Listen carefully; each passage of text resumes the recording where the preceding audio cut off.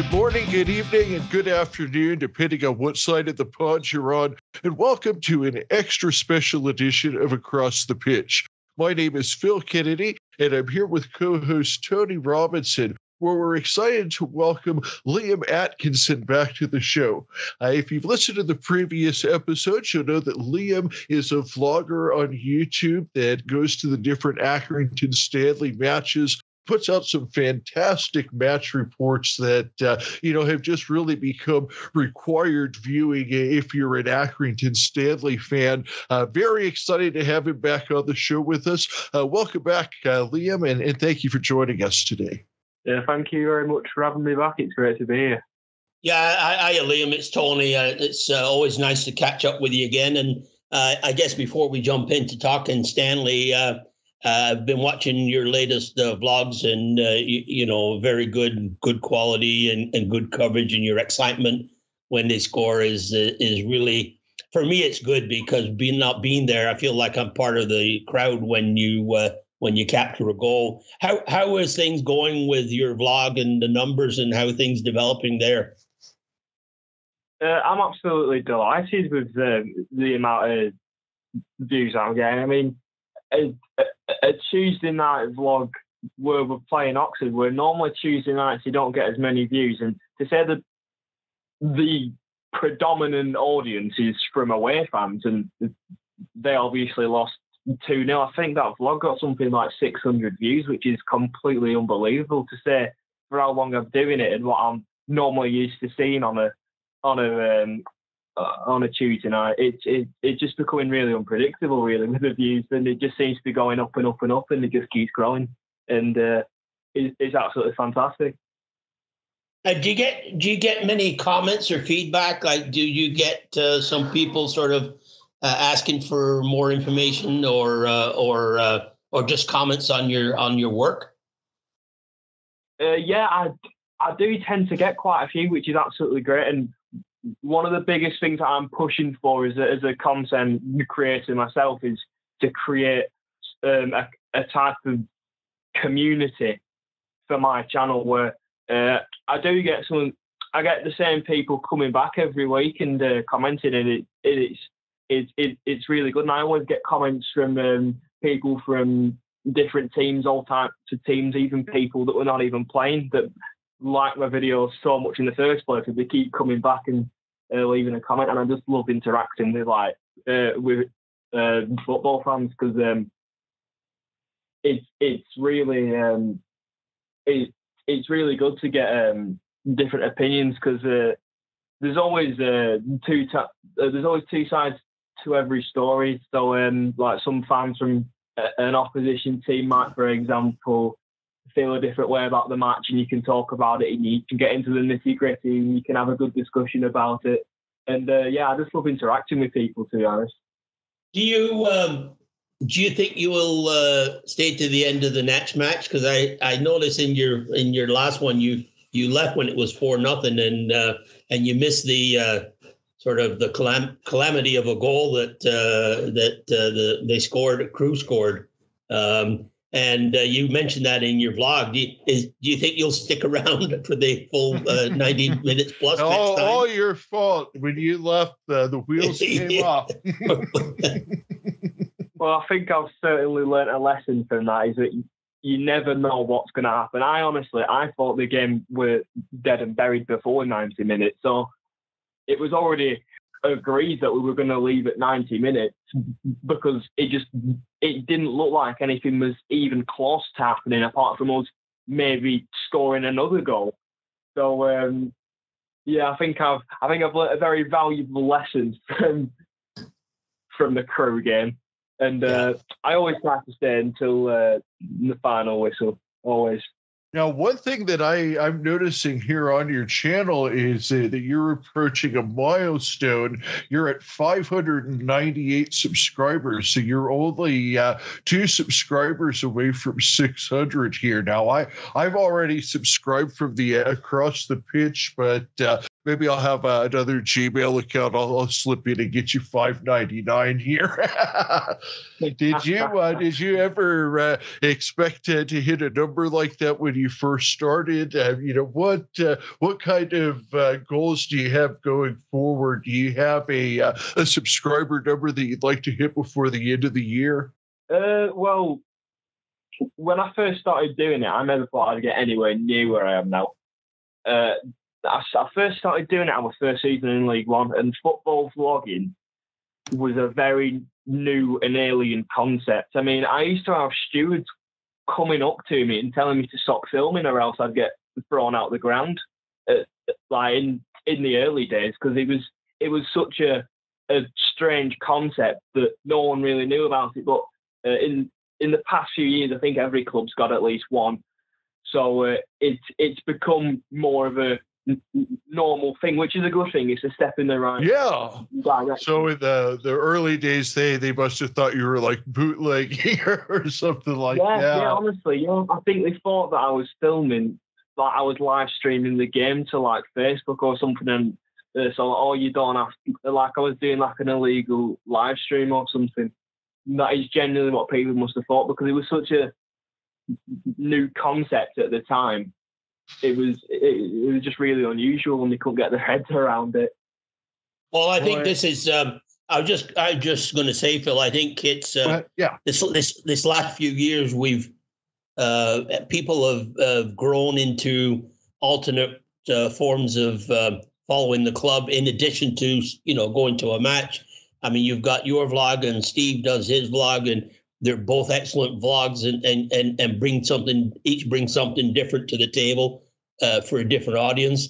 And I think it works well with what we try to do from a podcast point of view, is to do interviews and document the club for posterity type of thing, and I think people can go back and look at your vlogs and listen to a podcast and get a following. And I think it's kind of like accepted now that we're part of the process, don't you think? It's something I never thought would happen. I never thought that it would grow to the heights of which it's grown. It's just the media side of the game has evolved so much in the past couple of years. It's fantastic for one, but it's also pretty unexpected. Yep, absolutely. You're now up to 599 subscribers because I just subscribed from my my work account.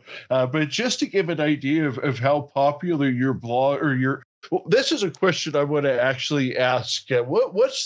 This is one of those to me where it's like GIF or GIF, and how do you actually pronounce it? So is it a vlog? Is it a vlog? What's the official nomenclature? I'm going to be honest, I do not have a clue, but I've always called a blog a blog and not a vlog. And for me, vlog's always just meant video log. So I've just always just called it a vlog. But I mean, you can call it whatever you want, I suppose. As long as you watch, call it whatever you want. Yeah. I guess where I get confused is that vlog and blog sound so similar that vlog, you know for sure what you're talking about. Where if it's vlog, it's like, well, did you say blog? Did you say vlog? But however you want to say it, your latest one from Crew already has 736 views in 5 days. You have 6,600 views from your Rotherham one from 11 days ago, over 6,000 views for Sunderland and Wigan. I mean, these are just incredible numbers. I mean, we've been doing the Across the Pitch podcast for over 3 years now, and we've just recently got over 50,000 streams total with close to 300 episodes, and you're getting over 6,000 streams per episode. I mean that's just incredible. I mean the numbers that you're doing here are fantastic. And it just tells how the brand of Accrington Stanley is becoming something that people are interested in, and I just love seeing it, because that's what we're here for, is to spread the word of Accrington Stanley. And I can't wait to start seeing you get 10, 20,000 views, because I know that's right around the corner. But just to kind of turn things around back to football, let's ask, so far, what are your favorite things that you've done this season? Give us your favorite video that you've done this season so far. Oh, that's a really tough question. I love filming away days. I absolutely love it, because it's just something new. It's never something you get used to in a away day, because Accrington's your home. It's your home away from home. You know every nook and cranny of the place, especially with a ground the size of Accrington as well. And to go to a completely alien ground that you've never been to, and you've had to get up at 5, 6 o'clock in the morning to get the coach down to the South Coast or something. It's nothing beats it. Absolutely nothing beats it. And regardless of the views, it's about the experience. It's absolutely about the experience. And whether you win or lose, I mean, winning is just a bonus, but I just love the atmosphere and the whole experience of actually going on an away day, because it's something that you never quite get used to. So your favorite is whatever one you're doing at that time in the moment. If I had to pick a definite favorite, it would probably be, I'm going to say Gillingham. It hasn't got a right lot of views, but it is the biggest away day I've done this season until we play Plymouth, because I'm going to go to Plymouth away. But it's got to be Gillingham, because it was just the experience, and it was so good, and there was such a massive amount of emotions as well, because I believe we were at a service station at something about midday, and there was an accident, and the coach went to go and fill up on petrol or like diesel or whatever. And then when it was coming back, it got stuck in traffic for about 40 minutes. And then there was the whole, is the game going to go ahead? Are we going to make it? Are we not going to make it? And we got there, and it was a 0-0 draw. And we travelled all that way. We were up at 5, 6 in the morning to go there. And it's such a mixture of emotions. And I just found the whole day just to be a really good experience. That leads into what I wanted to sort of talk about, and part of this visit is your take on the season. And we talked, and that was obviously a good lead-in with Phil's question about the best vlog. What's your sort of take on the best and the worst of the season so far, in terms of matches? It's always a mixed bag when it comes to Accrington. We have a good spell, but then we can go a month without getting a win or even scoring a goal or something stupid like that. But we're mid-table, and I couldn't be happy. I will always be happy if we're about mid-table. Anything above that is a bonus. Yeah, do you have a favorite, like any match that you thought there was everything just worked out, and a match you thought, well, they just stink the joint out? Is there anything like that sticks in your mind? I think beating Rotherham 1-0 at home. I believe that was Boxing Day or New Year's Day, one of the two. And that was Jimmy's anniversary, John and Jimmy's anniversary, wasn't it, as well? Yeah, because we went into that game and there was no expectations for us to even get a point out of it, and we won. It was absolute scenes, limbs everywhere. It was fantastic. It is. I don't think you can top it in terms of atmosphere, because it's just one of the reasons why I love League One so much, because anyone can beat anyone on their day. We can have anyone in this league, and anyone can have us. And we've proved both of those this season. Yeah, absolutely. I mean, I think that's one of the charming things is you have a club like Accrington Stanley, or even we hate these clubs, but even like a small club like a Morecambe or Fleetwood, and then you have them going against a Sunderland or a Sheffield Wednesday. I mean, that's just that's something that you never see in American sports. You're never going to see the, for instance, the Atlanta Braves finish last and then end up having to play the Toledo Mudhens the next year.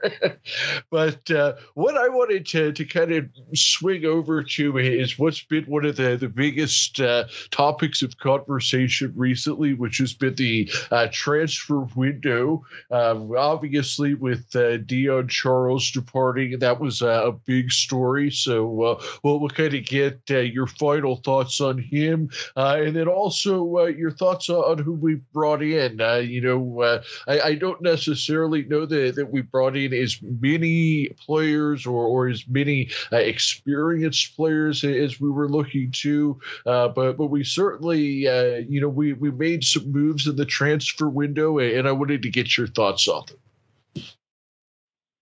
them.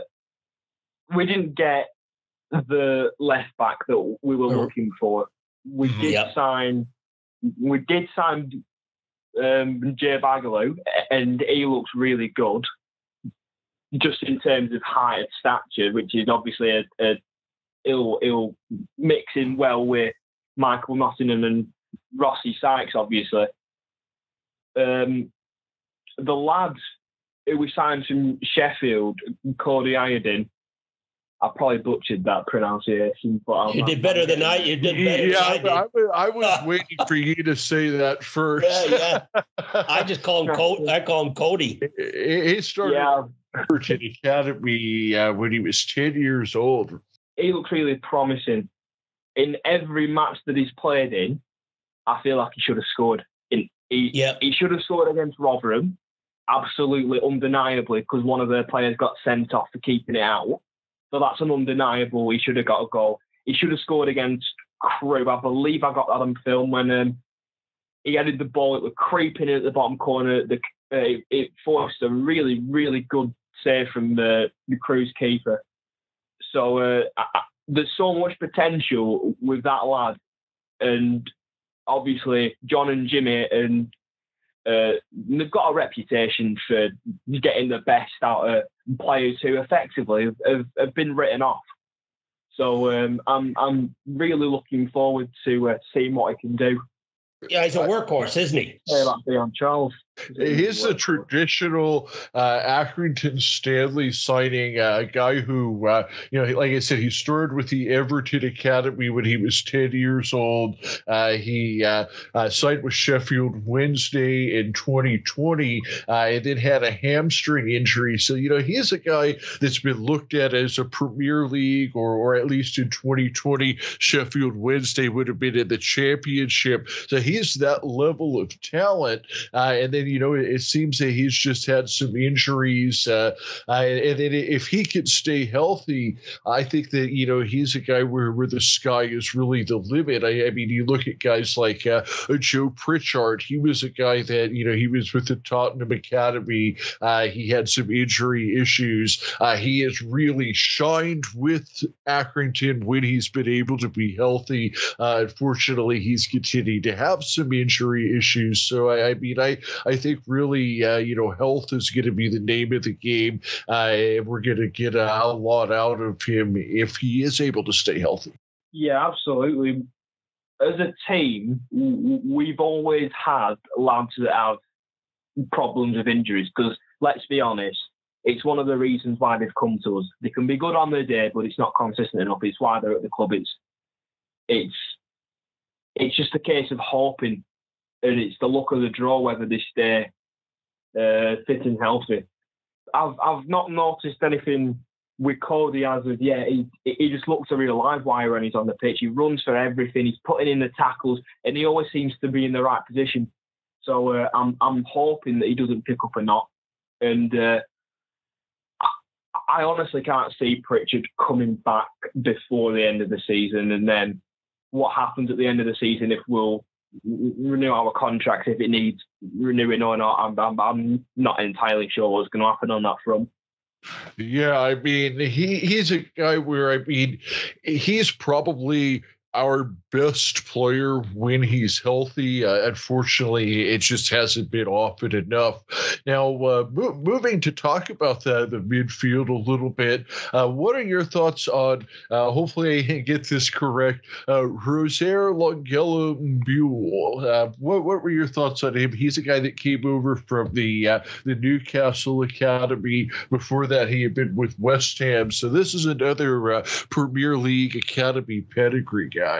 I don't believe he's started yet. I've seen him come on as a substitute a couple of times, but it's always been too late in the day to really get an idea of what he's like. 4 matches, 83 minutes, so he's only been playing about 20 minutes when he does come in. Yeah. I've seen him run around a lot, but I've not seen him do a right lot else, but he's not had the opportunity yet. Yeah, and I think a lot of it's a case of fitting these people into the system, and I think recently with the good form we've been having, and the change in formation seems to be that it's I guess you could say it's a variation on the 4-3-3. And what's your thoughts on how they've been playing? I think 4 at the back seems to be working. How do you think the new system is with the players up front, with McConville and Cody up off the side Bishop, Colby off the side of Colby? That's going to be tough to say. Well, say that 5 times fast. Yeah. I believe I said it the first time I was on the podcast that we need to switch back to 4 at the back because it works for us. We've always done that traditionally as a team. We're traditionally a 4-4-2, 4-4-1-1 team. We can play 5 in the middle. We have done that. And we've tried 5 at the back this season and it's not worked. There's not been enough service for our strikers. I'm glad I'm playing 4 at the back again because it just means that everyone gets a bit more of the ball.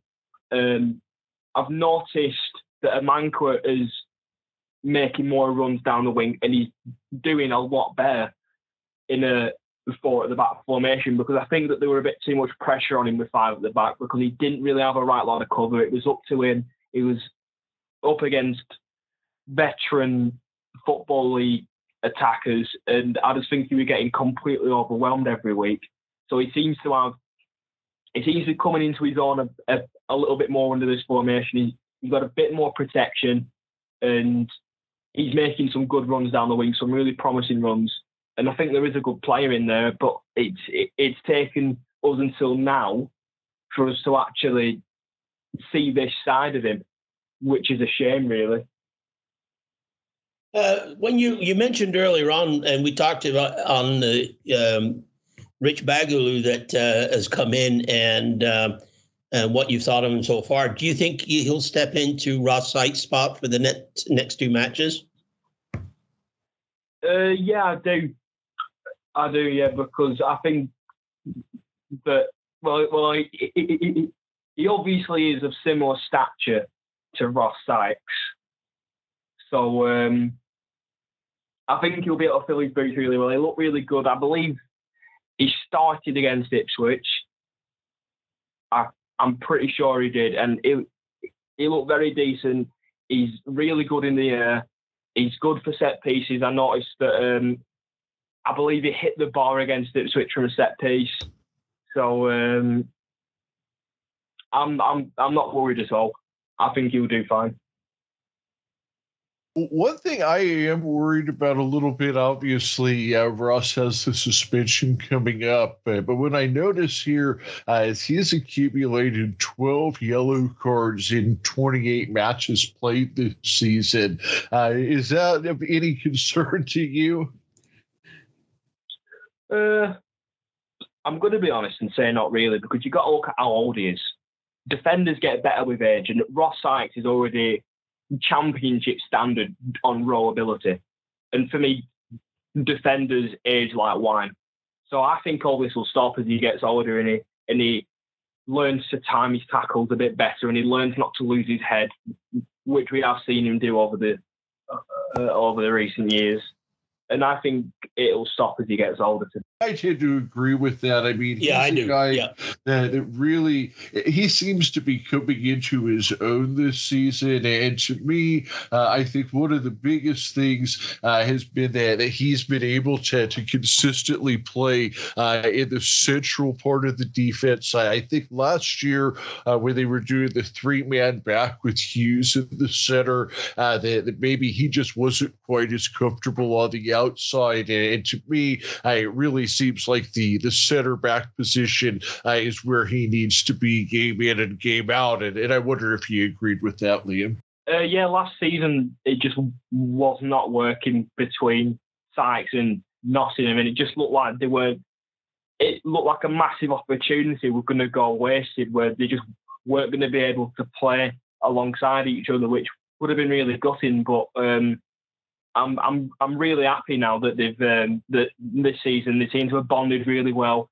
They communicate really effectively, and they're a really good partnership. But it just seemed that last season, I think it was evidently clear that Mark Hughes was coming towards the end of his career. He was a bit slow in his tackles. He was always a bit too late, or he was a bit too early, and I think that was the main cause of it more than anything. But I believe he's the first team coach at Plymouth Argyle nowadays. So, I did hear that. He seems to have landed on his feet. Really well. I couldn't agree with what you're saying more, because what I noticed last season is that Mark Hughes, he'd be super effective if you put him in kind of a sweeper position, where he could just kind of stand in front of the keeper and clear the ball away. But then that was just putting too much pressure on Sykes and Nottingham on the outside. And I think you saw the exact same thing I did. Now speaking of pleasant surprises, before we move on to the next question that Jody had on the list, one guy I wanted to ask you about is Sean McConville.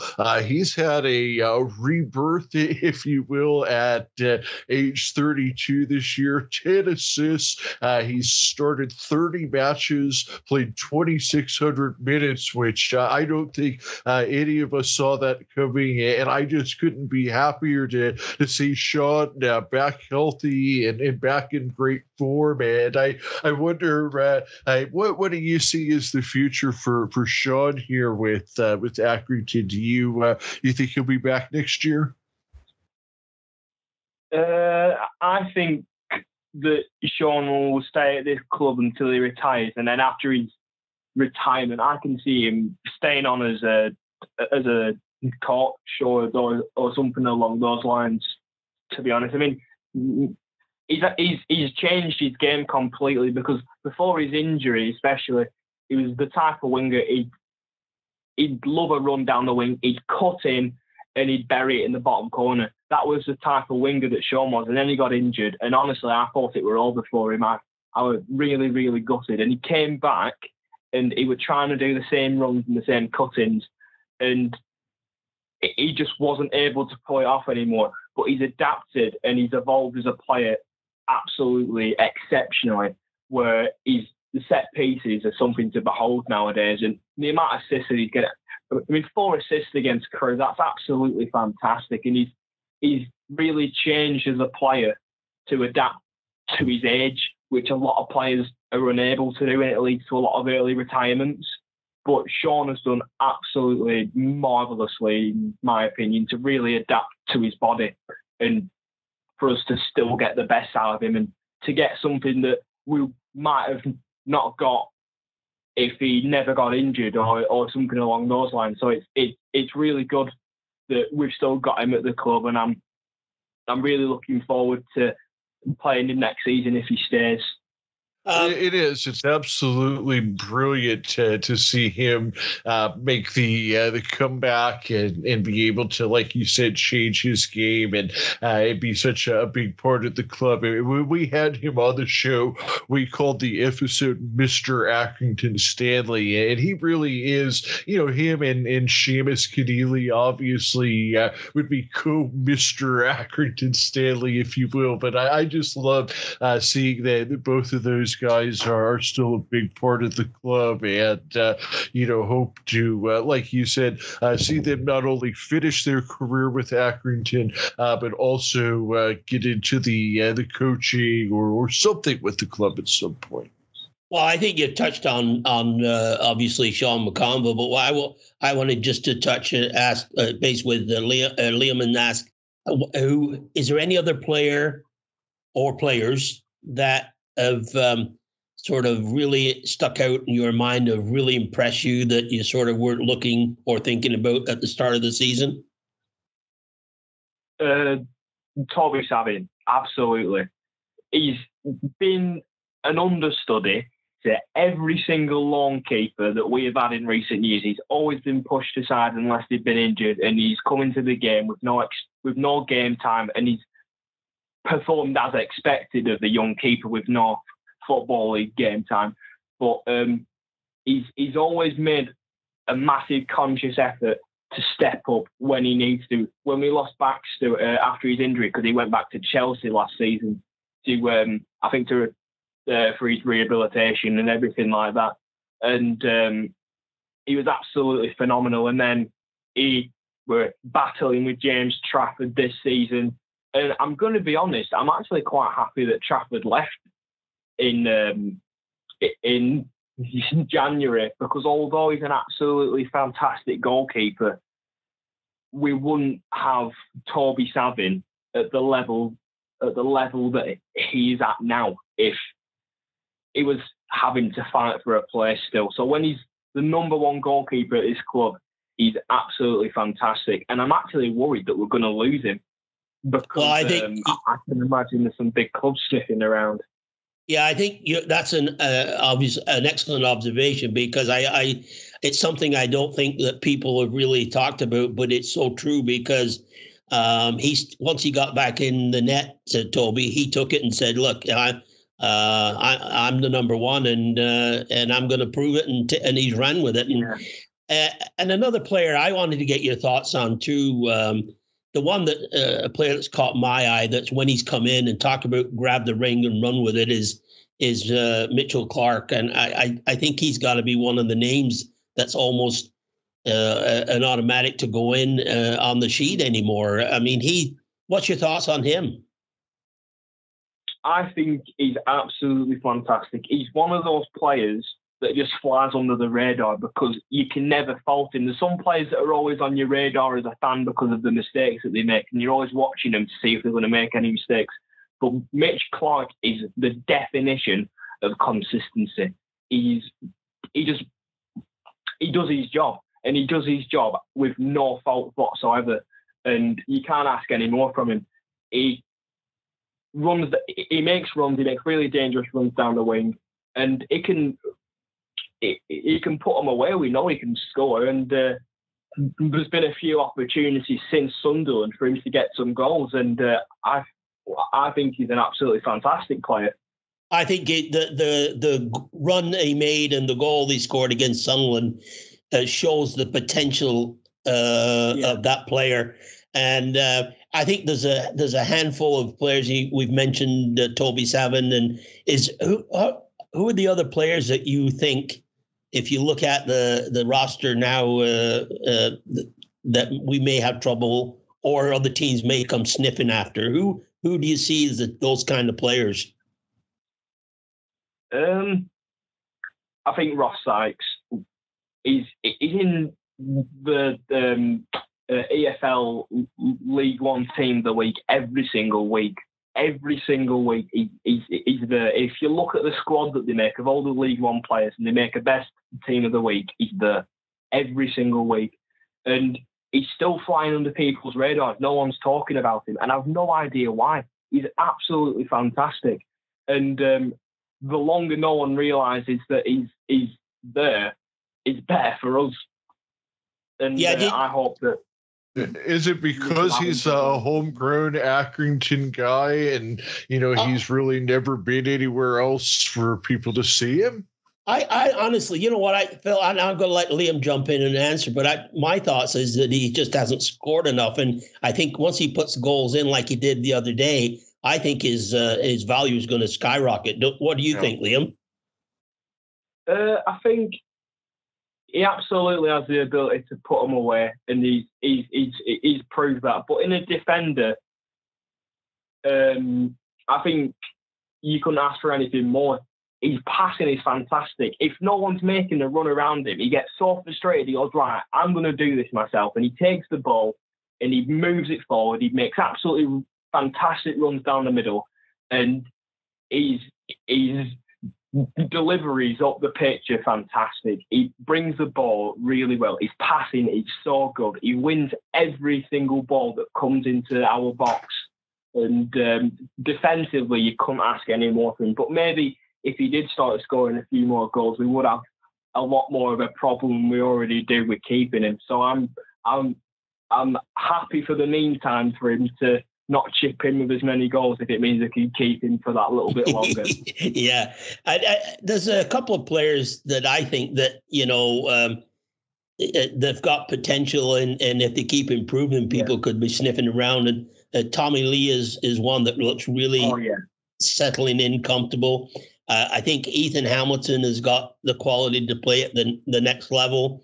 There's if you start from the back all the way up, there's 4 or 5, and we're not even mentioning Colby Bishop. I mean, there are players that can go to that next level. And like you said, touch wood, hopefully we can keep these players, sign them to longer contracts and hopefully keep them for the next season. And if they do go, then clubs have to pay the market value. Yeah. And we are a club that has a reputation for its players doing really well above where we are. We've had a lot of business with Ipswich over the years, a lot of business with Ipswich, and we're really a stepping stone club for a lot of players, which is why we get the young talent that we do from Premier League clubs, hoping to make a bit of a name for themselves at Stanley.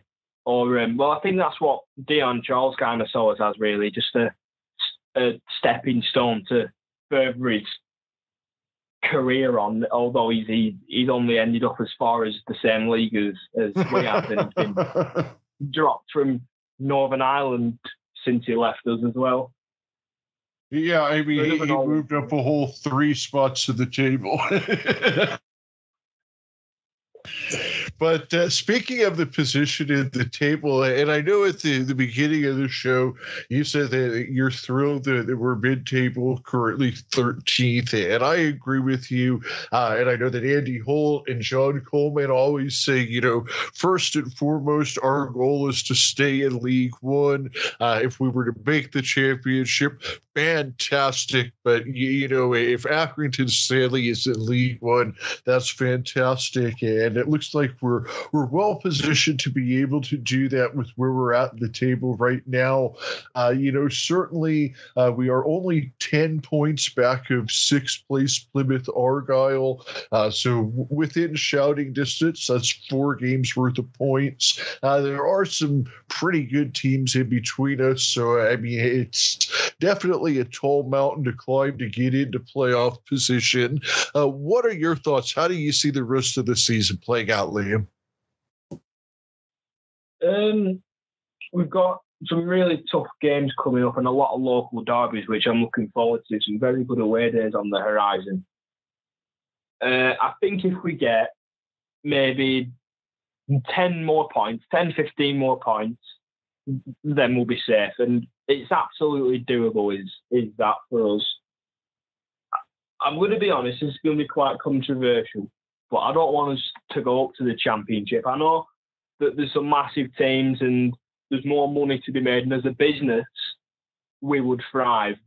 But League One, there's nothing like League One. There's absolutely nothing. I would never want to leave this league because you can play teams like Fleetwood and you can play teams like Sunderland regularly in the same division, and there's such a diverse mix. And I don't really want to go up and watch us absolutely struggle for a couple of seasons, or go straight back down to League One again. I just I'm absolutely loving where we are, and I don't ever want to move. Well, there's nothing wrong with that, Liam, and I think because your thoughts on going up is probably pretty accurate. They'd give it a go, and if they stayed up for another season, into a second season, that's a big ask. But if they did, it's a club with the budget. It would be tough to stay on a regular basis, and going down to League Two would be a big disappointment. And like you say, you're playing some really, really big teams, and I know when we talk to other podcasts and people for other clubs, they realize now, when you play an Accrington Stanley, it's not an Accrington Stanley small club. It's the same. You're in the same league as the rest of them, and it's not easy. It's not easy to get out, and they're realizing that. Ask Sunderland fans how easy it is to get out of League One. It's not that easy. But you've brought some great insight as always, and to the interview, and we thank you for doing it, Liam. And will you be doing a vlog for the away match at Cambridge? Yeah, absolutely. We couldn't miss out on another one after yesterday's absolute calamity. So we'll be going to Cambridge. Well, we're looking forward to that. And I have to say, I don't know how controversial your opinion really is, because I think that we're all on a bit of the same page. I love League One. I love seeing Accrington Stanley in League One. I'm not going to sit here and say I wouldn't mind seeing us pop up to the championship for a year or two, just to have the experience. I certainly don't think I would want to see Accrington Stanley go to the Premier League, because then it just wouldn't be the same Accrington Stanley anymore. But I think that we are all on the same page that if Accrington can spend the next 20 years in League One, I don't think any of us would complain about that one bit. Yeah, sometimes maybe it does feel like I do lack ambition as a fan, but with avoiding ambition as a fan, you also avoid a lot of disappointment. Like when Sunderland don't go up again, which is not a shock to the rest of the league, but Sunderland fans, they're absolutely distraught with it, because they have the expectation that they're going to go up, and when it doesn't happen, they're incredibly disappointed. So I find that just being happy with where you are and what you've got avoids a lot of disappointment along the line. Yeah, I've said the same thing. I think was when I've talked to some of the Sunderland ones in the Sheffield Wednesday podcast, is that we have the bar set a lot lower than those clubs, and as a result, we're not disappointed if we don't get into the playoffs or don't get promoted. So. But then you're happy with the way when you get a result, and happy that you tie Sunderland when you're down 10 men. So you want the club to do well, but you don't want them to go into a division where it's really, really a struggle and you're not enjoying yourself. Couldn't have said it better. As a fan, you do want to have fun, don't you? You do want to enjoy watching your team as a fan. Yeah. If we went up to the championship, it'd be a permanent struggle. I think that there's some other ambitions that Accrington could work towards, like perhaps trying to win the Checkatrade Trophy. They don't necessarily involve promotion, but certainly getting a trip to Wembley somehow, that's definitely on the Accrington checklist. Before we wrap up, Liam, we're going to start having you post your vlogs or vlogs, depending on the nomenclature you prefer, on our Facebook. on our Facebook page, because we want to, help you spread the word about your vlog. But also tell us, where we can find your YouTube channel and, the easiest place for people to find your library at. Well, if you want to find my YouTube videos, you type in my name, Liam Atkinson. It should come straight up there. And if you're new to the channel, you can go to the playlist section on my channel, and every single vlog that I've made this season is on there. You to have a good old binge, and hopefully you enjoy the content. And if you're an Accrington fan, if you're in any of the several Accrington groups on there, either myself or one of the absolutely fantastic people that share my videos, hopefully would have shared it on there for you to find. So I'm not that difficult to find. Just search Liam Atkinson into YouTube, or if you struggle to find that, Liam Atkinson and then Accrington Stanley next to it, it should come right up. Yeah, I do a great job, Liam, and I enjoy it. It's one of the things I always look for later on the day or the next day to get a recap, and I enjoy your excitement and your enthusiasm. So, and thanks again for doing this with us today, and enjoy the rest of the season, and just thanks again for what you do. Thank you for having me on. It's been absolutely fantastic, and hopefully the rest of the season it goes absolutely fine for Stanley, which I'm sure it will. Yeah. That's what we're looking forward to as well. And we're also planning to put a link to your YouTube channel on our Across the Pitch website, so people will be able to have another link to your library there. And we wish you continued success with your vlogs, and look forward to having you on the show with us again. And we definitely appreciate you taking your time with us today. And as we always like to wrap up with is an On Stanley On. So if everybody's ready, on 3, 1, 2, 3. On Stanley On. Stanley on. Cheers, Liam. No worries. Thank you.